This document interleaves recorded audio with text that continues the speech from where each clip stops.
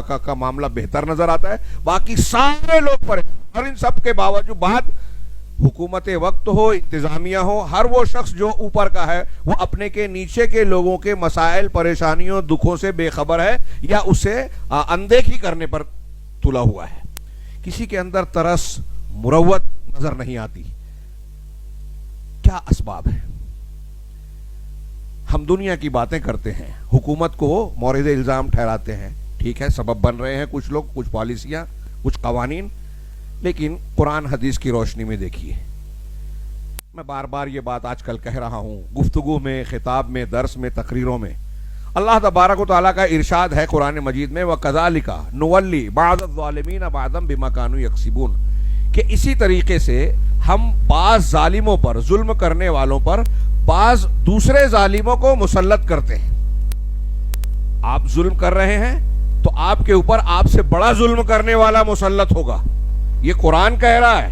آپ اپنے سے کمزوروں کا، اپنے سے نیچے والوں کا، وہ بیوی بچے ہوں، مزدور ہوں، ہاں، یا کسی آپ ادارے کے ذمہ دار ہیں، کہیں اور بڑی سنستھا میں آپ کے پاس پاور، قوت ہے، آپ اپنے سے نیچے والوں کا حق مار رہے ہیں، ان پر ظلم کر رہے ہیں، ان کے ساتھ بے مروتی کا معاملہ کر رہے ہیں، ترس نہیں کھاتے، تو اللہ تبارک و تعالیٰ آپ کے اوپر ایسے حاکم کو مقرر کرے گا جو آپ پر ظلم کرے گا، اور جتنا حق آپ نے اپنے سے کمزور لوگوں سے لیا ہے اس سے زیادہ وہ لے گا، اور سنوائی کوئی بھی نہیں ہوگی.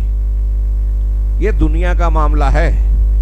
خطبہ جمعہ کا وقت اتنا پھیلا ہوا نہیں ہے کہ میں اس بارے میں اور تفصیلات بڑھاؤں. بس ایک جملہ دماغ میں رکھیے کہ ہمارے جتنے بھی مسائل ہیں ان کی جڑ، بنیاد ہے اللہ کی نافرمانی، دین کی مخالفت. ہمارے گناہ، مسلمانوں کی کمزوری کی بنیادی وجہ گناہ، مسلمانوں کے اللہ کی رحمت سے دور ہونے کی وجہ گناہ. یہ جو ہمارے گرد پریشانی ہے، بے روزگاری ہے، فاقہ مستی ہے، بیماریاں ہیں، وبا ہے، خوف ہے، دہشت ہے، آپس کے اختلافات ہیں، جو بھی مسئلہ ہے، آپ دنیا کے اسباب تلاش کر لیں، جڑ میں آپ کو نظر آئے گا گناہ، نافرمانی. اس بنیادی اور روحانی سبب کو، جس کو قرآن اور احادیث مبارکہ بار بار بیان کرتے ہیں، ہم ماننے کو تیار ہی نہیں ہے پریکٹیکل لائف میں.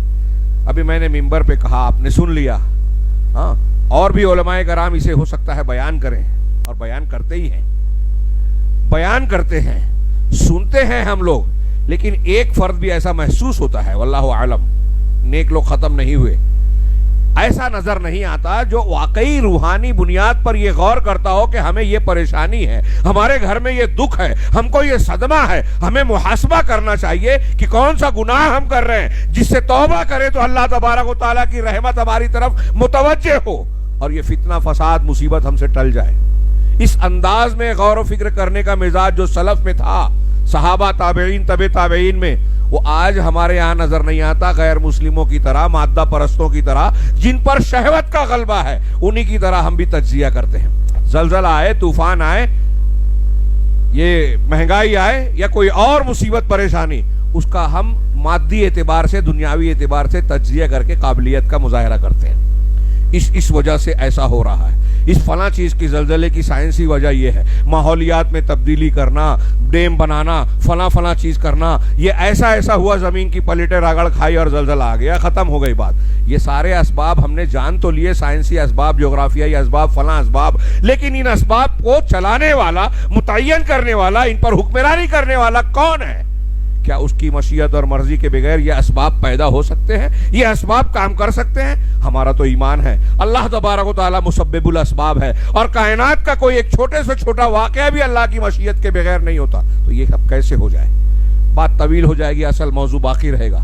میں آتا ہوں اس چیز کی طرف. یہ اچھی طرح دماغ میں رکھیے کہ ہمارے گرد و پیش میں جو مسائل، مصیبتیں، پریشانیاں، بیماریاں پھیلی ہوئی ہیں، ان کے علاج کا اگر ہم کو غور کرنا ہے، ان کے علاج پر، اس خوف اور دہشت کے ماحول کو ٹالنا ہے، مہنگائی کم کرنا ہے، اپنے آپ کو قوی اور طاقتور بنانا ہے، تو اللہ کی رحمت اور اس کی نصرت کے بغیر کچھ نہیں ہو سکتا.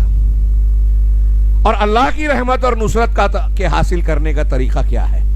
اس کا جو طریقہ ہے، رب کریم ہم پر اور آپ پر شدتیں، سختیاں صرف ڈالنا نہیں چاہتا. ہاں، یہ میں ابھی دنیا کی بات کر رہا ہوں، برزخ اور آخرت کے عذاب کی بات نہیں کی۔ قرآن کی آیت اصل تو وہی ہے۔ ایک مسلمان کے لیے سب سے بڑا مسئلہ دنیا کی زندگی کیسے بھی کٹ جائے، ہم خود مریں یا سامنے والا کوئی ہمیں مار دے، دنیا سے تو جانا ہی ہے، موت آنا ہی ہے۔ تو اس کے پیچھے کیا پڑ رہا؟ دکھ، پریشانی، مصیبت، بیماری میں اگر یہ کٹ بھی گئی تو یہ تو کٹنا ہی ہے نا۔ اصل مرحلہ تو آخرت کا ہے۔